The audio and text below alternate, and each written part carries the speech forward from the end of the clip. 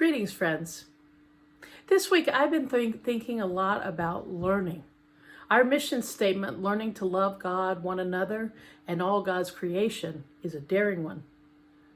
To learn, it means we understand we don't know everything, which is contrary to how we are as humans.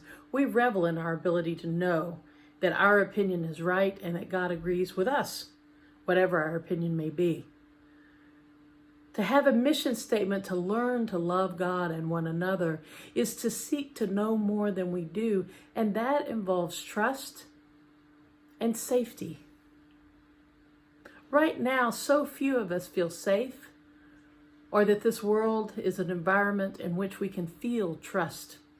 Overwhelmed, fatigued maybe, definitely sleep deprived. But trust? Safety? No. And so we must seek to look harder at what God is calling us to do. God has called us to learn to love God, to love our neighbors as ourselves, to love all that God has created, and to be good stewards of all our resources, to respond to God's grace with generosity and kindness and an openness and a curiosity to know more. Proverbs 3:5 says, "Lean not unto your own understanding, but to lean into God's understanding." If God has commanded us to love our neighbor as ourselves, which goes far beyond just a mere kindness, to love as Christ loved on the cross and the grave and the resurrection, is to sacrifice, to be willing to lay down our benefit for the benefit of another. That kind of learning requires that we have faith and confidence and trust in something greater than this moment. Each time I visit a church, I close with a blessing.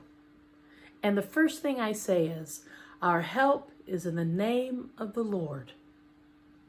You and I love God. You and I have taken vows to seek and serve Christ in all persons, to love our neighbors as ourselves, to work for justice and peace among all people, and to flee evil, to renounce evil in our midst. What a daring thing to have taken vows to do. Our help truly is in the name of the Lord.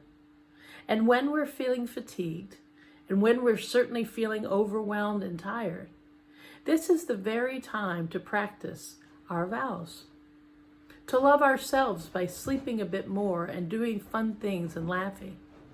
And to look for ways to serve others, to be kind, to use kind words instead of harsh words, to embrace in the ways we can embrace.